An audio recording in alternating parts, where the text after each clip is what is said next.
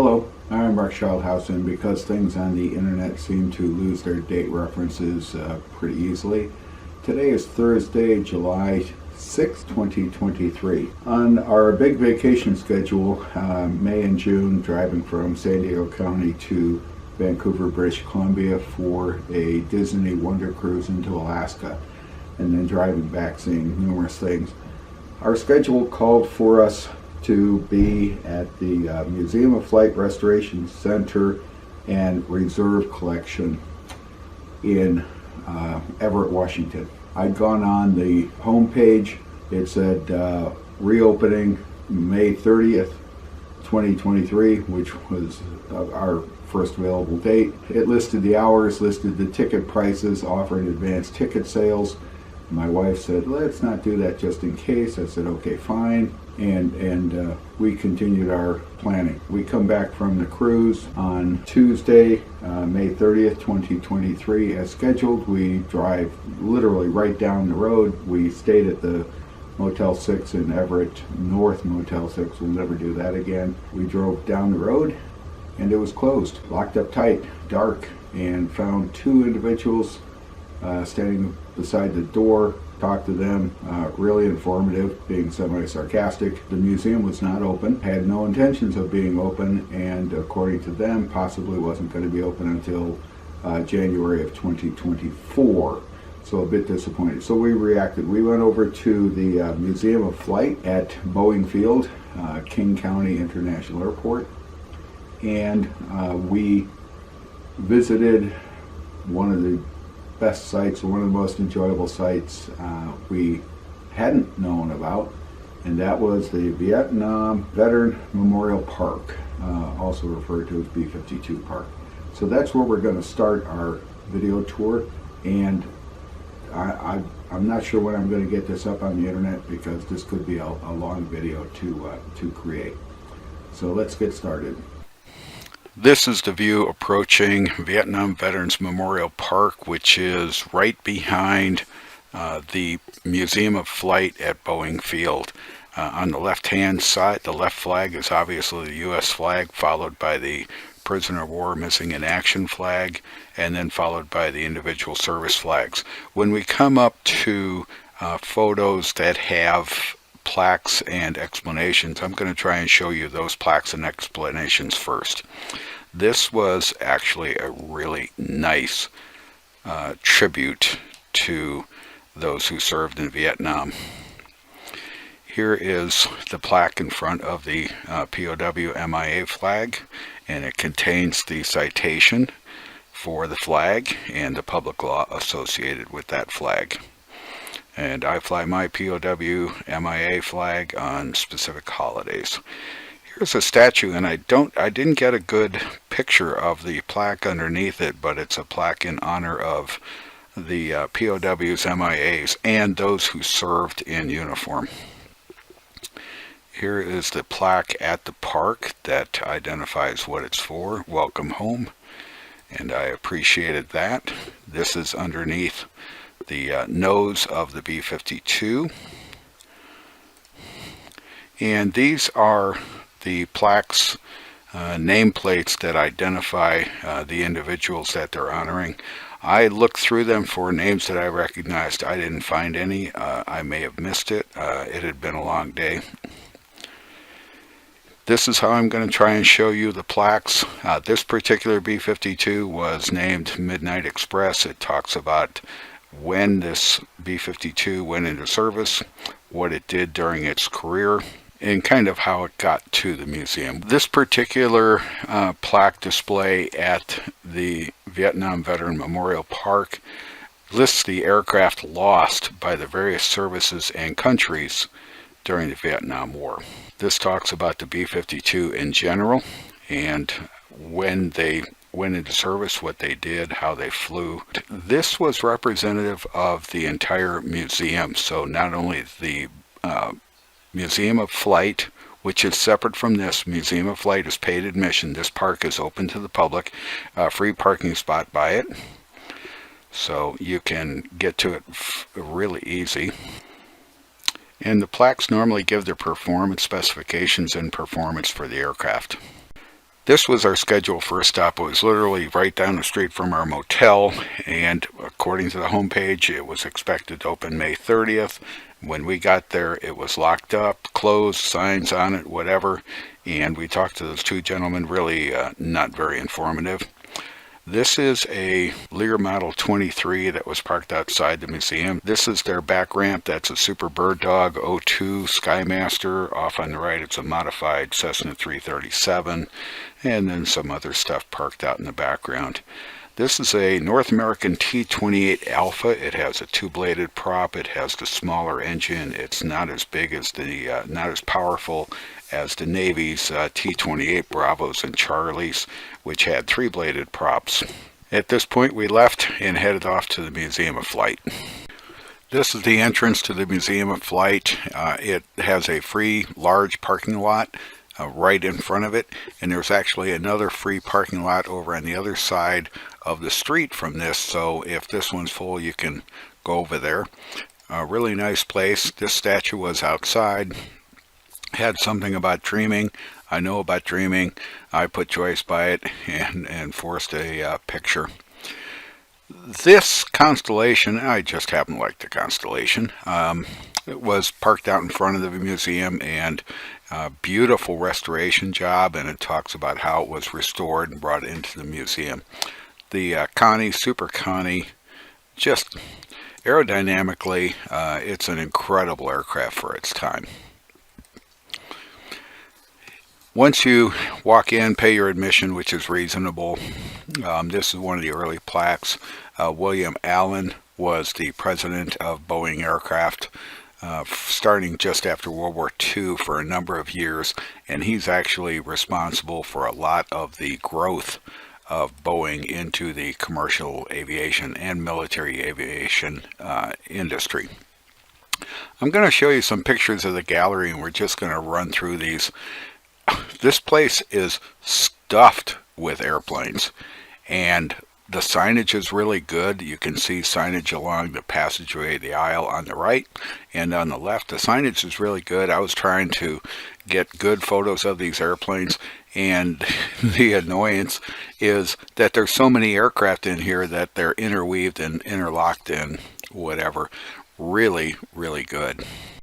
There's two parts to the Museum of Flight, and one of them is the indoor part, and that's on the east side of the road, if my directions are correct. And then this canopied area on the west side of the road, and this is where the big stuff is.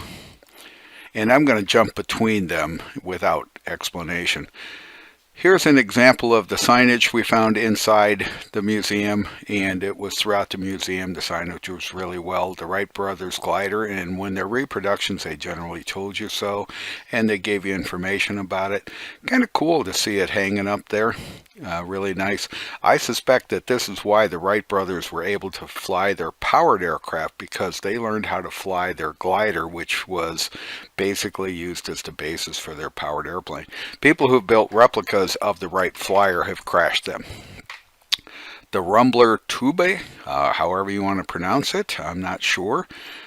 Kind of interesting setting up there, and this is just representative of how the various aircraft were developed and how it came in the early 1900s.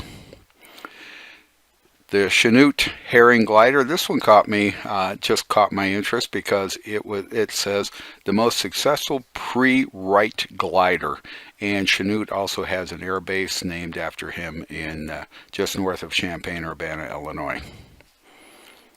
I'm not going to try to keep time or manufacturer references as we go. The Boeing Model 80AA, and it talks about how the early flight for passengers was initially pretty rugged, and then it got better. I didn't know that Boeing built a tri-motor. Beautiful aircraft, a lot of detail in these. This is when aircraft had art. And then one of the few issues I had with their signage in the Boeing Model 100, it talks about this guy flying through an open hangar as a movie stunt. But hangar for an aircraft is spelled A-N-G-A-R. I let the museum people know that this is a typo. This is one of the few issues I had with their signage. Interesting and beautiful aircraft. Another Boeing, the Boeing Model 40A, and this fuselage is in another section of the museum. There's probably 6 or 7 dedicated sections of the museum. This is the workshop, and it replicates where aircraft would have been built in the early 1900s, and it was beautiful. Back outside, the Boeing B-17, I didn't get a picture of the plaque for this guy, but what I did get was this really interesting picture of the contrails coming off the props. I was arguing with an author up here in Ramona where he made the statement in a presentation that only jets leave contrails. No, props leave contrails, and if you look at the World War II 1,000-plane raids over Germany, the contrails from those props just highlighted the sky.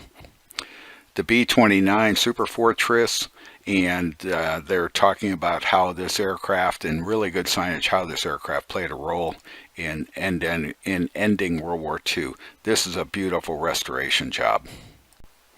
It started out life as the B-47, and it's in a Jimmy Stewart movie called Sack, as I believe, and it's a interesting aircraft. This one was modified to become a weather observer as the B-52 came into line, and a really nice job of maintaining and presenting this aircraft. This is a big airplane. Air Force One, which is a VC-137B, and this one has a history. We had some fun with it. Joyce decided she was going to have her picture taken with Richard Nixon. We've been to the Richard Nixon Museum and seen the Air Force One that's on display there. Here is a Boeing 737 prototype. It's the first production 737. It's referred to as the baby Boeing because it's so small, and they talk about its performance, and it went off to NASA where it would become a test bed. It is a museum of flight. Helicopters do fly, or they push the earth away. And the CH-47 Chinook, absolutely humongous aircraft, and they do high altitude work, so it's phenomenal aircraft. The RQ-3A Dark Star turned out to be a high technology endeavor by Lockheed Martin and Boeing. After the technology was perfected, it was canceled due to budget issues. There is a pseudo control tower, and with a lot of diagrams. This diagram is the Boeing Field King County International Airport diagram. You can go up there, you can listen to the aircraft talking to air traffic control, you can watch them taxi, which was really cool.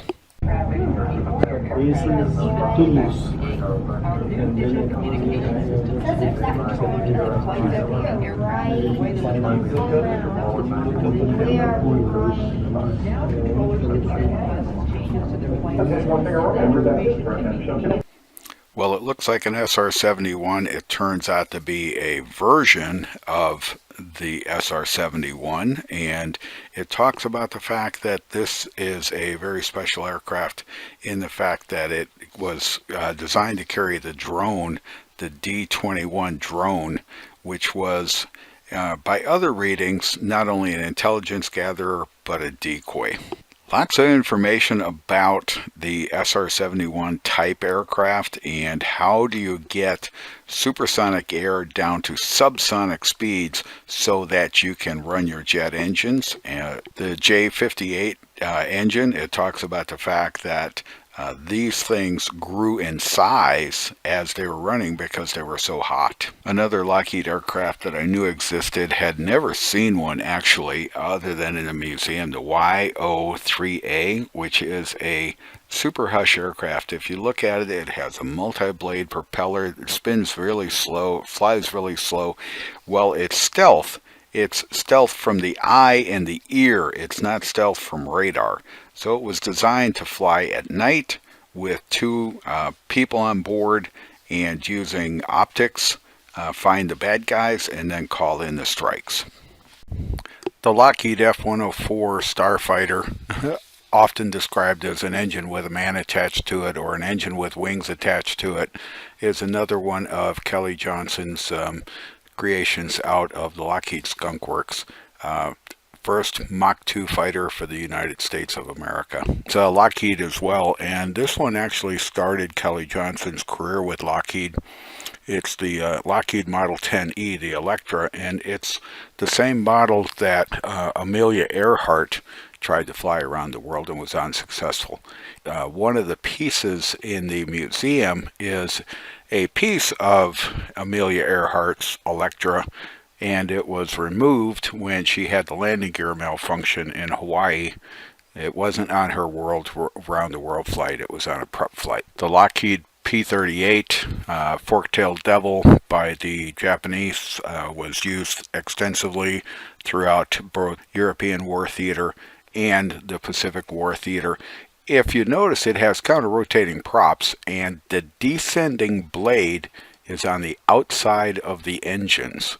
So contrary to the way, say, the Beech Duchess, which is a popular twin-engine trainer today, both blades being inside, the descending blade is on the inside of the engine. This made both engines critical. If you've ever known about the DC-3, you would have guessed that there was a DC-2, and they have a DC-2. If you look at the engine nacelles on this airplane, that little cap on the top of them, it looks very similar to a DC-3. It's a little smaller, and it's got that little cap thing on the top, but it's a DC-2. The AV-8C Harrier was built by a number of companies under a license from Hawker Siddeley back in the United Kingdom, and contrary to folklore, it can land vertical. That's not the problem. It cannot take off with a combat load vertical. It doesn't have enough thrust. It needs to have a short takeoff, and on the amphibious ships they have a ramp to help them with that takeoff issue. The Marines absolutely love them. There's more than just airplanes at the museum, and here is a mail truck, a Ford AA, Model AA mail truck, and a Jeep made by Ford. When the Jeep was proposed to the U.S. military, the company that proposed it was the General Motors or Ford went in and said that company doesn't have the ability to produce them in the numbers you need, so we'll produce them, and the government took the contract and gave it to somebody else. Cessna, a CG-2 primary glider, interesting glider, kind of open air glider, not a whole lot to the fuselage, but do you need weight to fly? No, you need structure, and this did it very well. Bill Lear is an interesting individual. Bill Lear was an inventor of many, many things, including the 8-track tape deck and the autopilot. He used to come to Southern Illinois University and talk to the students. Extremely interesting individual, and you could ask him all sorts of questions and he'd give you honest answers. When he came in to talk to our dean, he would sit in the lobby and wait till the dean was available because he did not want to disrupt Tony DeRosa's day. Earlier in the video, you saw a Lear Model 23 parked outside the Restoration and Preservation Center. This is a Lear Fan 2100. I don't really have a good picture of it. Interesting design, and as I understand, there are no more Lear fans flying. They're all on the ground. We step off to a fighter that's known worldwide, the McDonnell F-4, and occasionally you will hear it referred to as the McDonnell Douglas. It was designed by McDonnell. They later merged, but however, correctly termed, they are McDonnell F-4 Phantom II, a Vietnam era, post-Vietnam era fighter, and they are still flying throughout various countries of the world. They are a fantastic aircraft. They demonstrate a difference between the next airplane we're showing, which is the MiG-15, and the Russian and the American concept. The Russians did this during World War II with Germany in their fight, and they continue to do it today. Would you rather have 100 military assets that are low quality, easy to maintain, and cheap, or would you rather have 10 extremely complex, very costly, hard to maintain military assets? The Russians go for 100, the Americans go for 10. The MiG-15 showed up in Korea, gave us a fight, and then we went to the swept wing concepts with the F-80s, F-84s, F-86s, and started to match the fight and make it even. After that, everything became swept wing. Looking at the MiG-21, there's another issue with the MiG and the Soviet technology versus the U.S. technology. We build multi-purpose, offensive-capable platforms, and most of their platforms are defensive. The MiG-21 is supersonic, and if you look at the nose, it uses a system very similar to the SR-71 to slow supersonic air down to subsonic so the engine can operate. The Stearman C-3B, an aircraft that many pilots love. If it says Stearman, pilots love it. The Curtiss P-40, Warhawk, Tomahawk, Kitty Hawk, and Kitty Hawk is kind of interesting because Kitty Hawk was the Wright brothers, not Curtiss, and the Wright brothers and Curtiss were in court numerous times for patent infringement, usually by Curtiss, and the Wright brothers would frequently win, but the cost would be excessive and they'd never recover. The aircraft is legendary. It flew through many of the theaters, and it was one of the very first aircraft to launch out of Hawaii during the attack. The engines were a big thing. We needed reliable power plants, and as airplanes got bigger, we needed bigger engines. An interesting Curtiss engine. There were a number of engines on display. They were always interesting because they gave full details. The Curtiss Jenny, JN4D, one of the famous trainers, and would later become a barnstorming airplane, because they were sold cheap after World War I.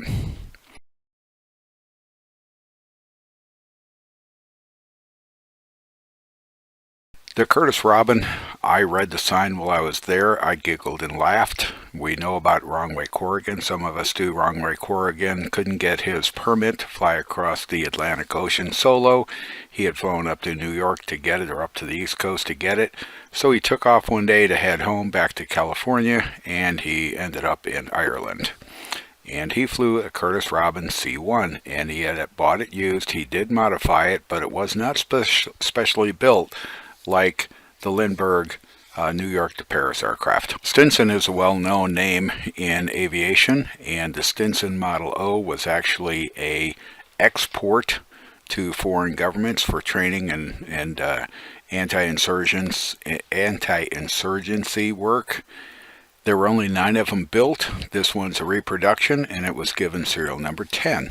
U.S. manufacturers, other countries will do it as well, will often license out the manufacture of their products and let other companies produce them. They had the F-86 Sabre licensed by North American out to Canada. Canada built it as the CL-13B, and this one is the Sabre Mark 6. Helicopters play a major role in just about everything today, particularly military operations, search and rescue for civilians as well.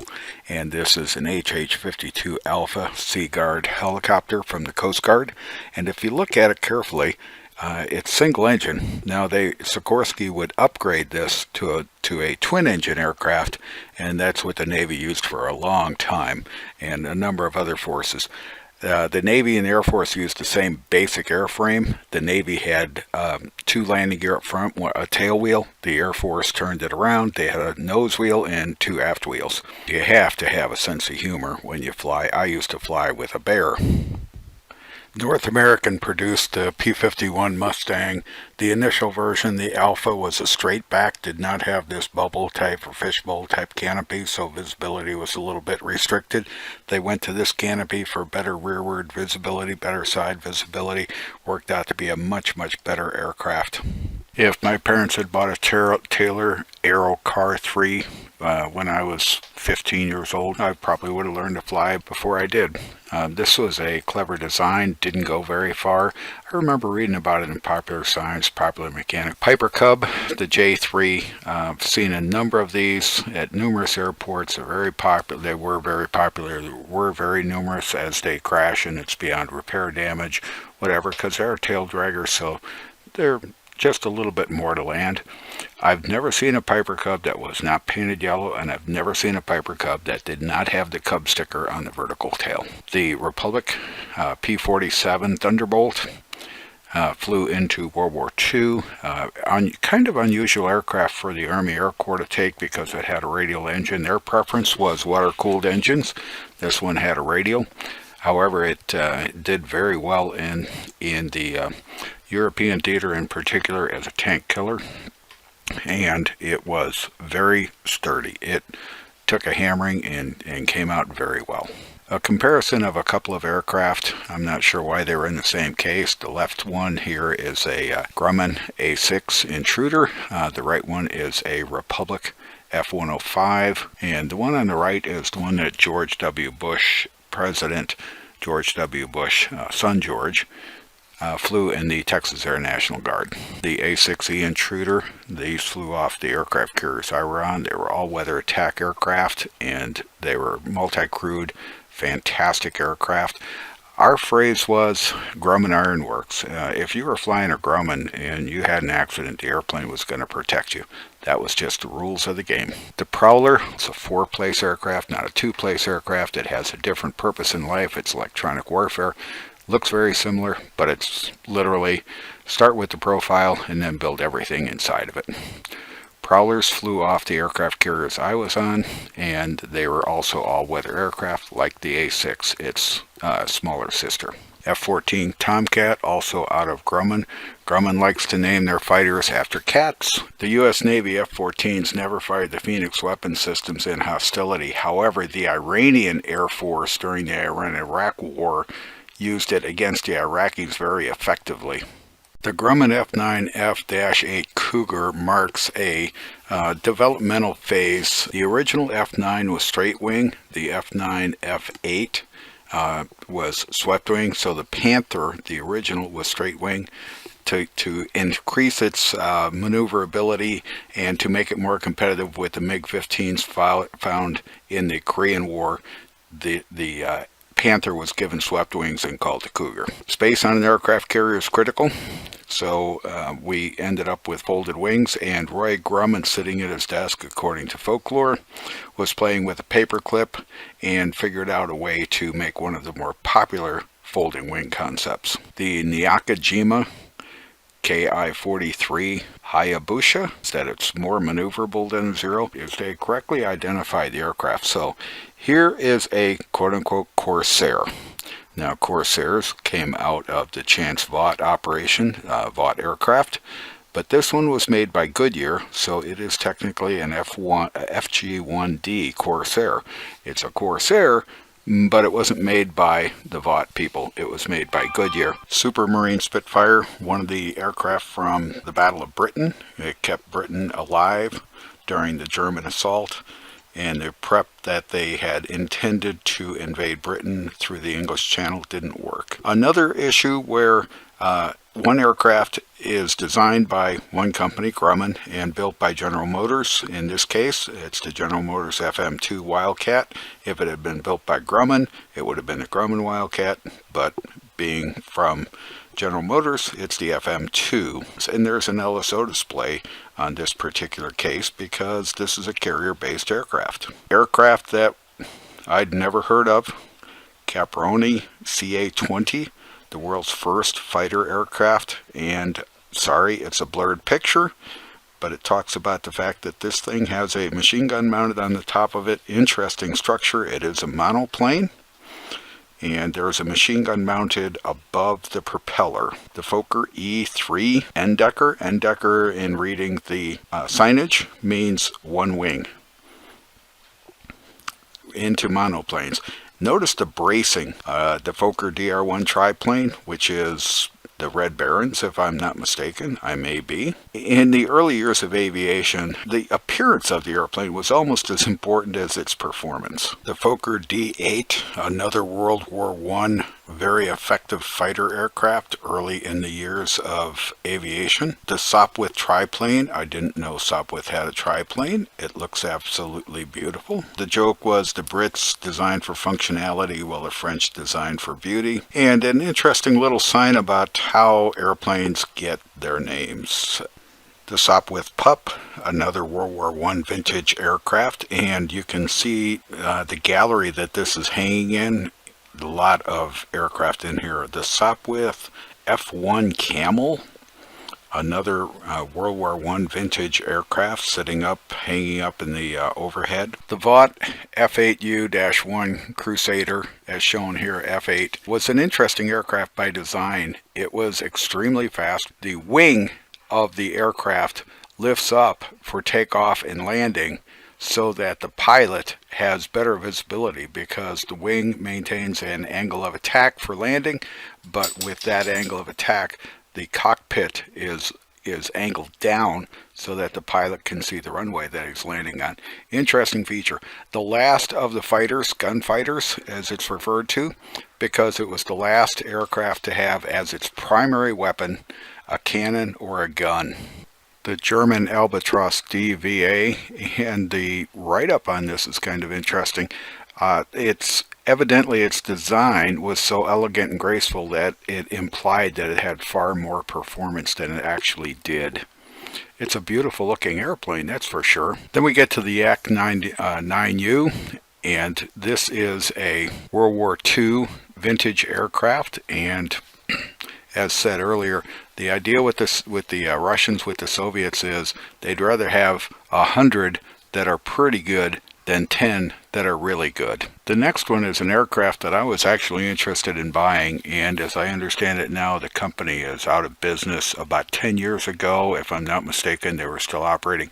After I retired from the Navy, I looked into this, and I was interested in purchasing the kit, and the kit for this, including the engine, complete kit, was like $67,000. And it was all pre-drilled, so basically you had to bolt it together and align it. And if you built it and proved to them that you had built it, you could go up to the factory and they'd give you 10 hours of instruction for free in one of theirs. They would not fly yours, but in one of theirs. I always liked the Scorpion too. Thought it was a neat concept. Sticking with World War II, the Messerschmitt Bf-109E, this particular model is the Dash 3, fought throughout World War II very effectively. Interesting concept, interesting engine. Its primary gun shot through the center of the propeller, which was probably a pretty darn interesting engineering problem. We have two World War I vintage Newports, the Type 27, Type 28. Take a look at their cowlings. These are both rotary engines. So the crankshaft is bolted to the airframe, and the propeller is bolted to the engine casing, and the engine casing and the cylinder spin. It created a gyroscopic effect on the aircraft and made the aircraft really susceptible to turns in one direction and restricted the turns in the other. And in some of these, the only way you controlled the engine was either by shutting the fuel off or shutting the ignition off. You didn't have a throttle.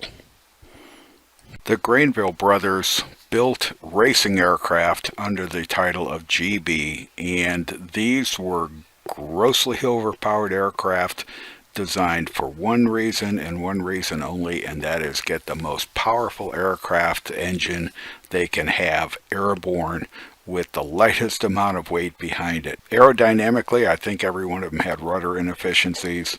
A number of them crashed, few of them exist. You look at them and you realize these aircraft were built for one thing and one thing only: speed. There's a Concorde on display, and they let you get into it, and you get to look at the cockpit, and you get to walk down the interior.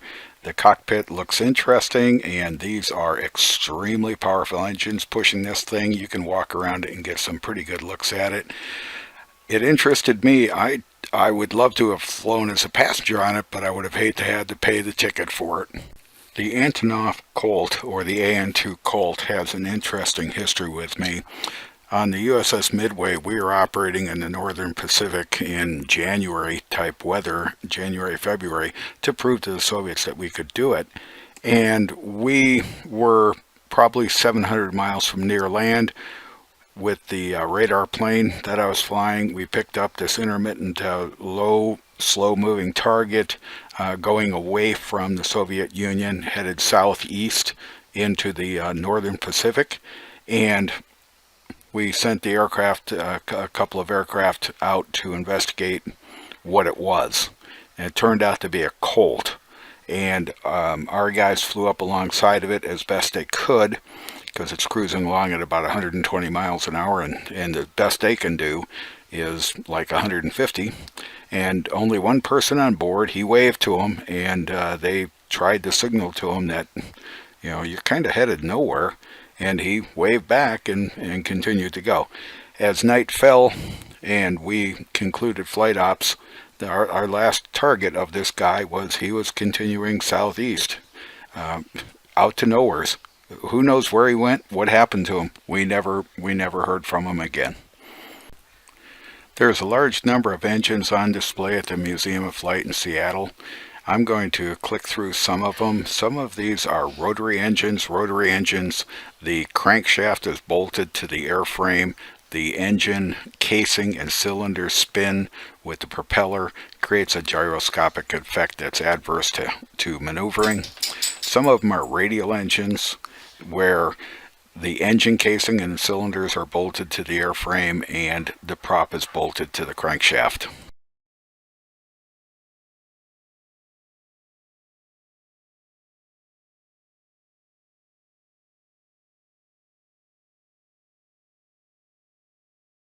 There were a number of signs throughout the museum that addressed battles and wars.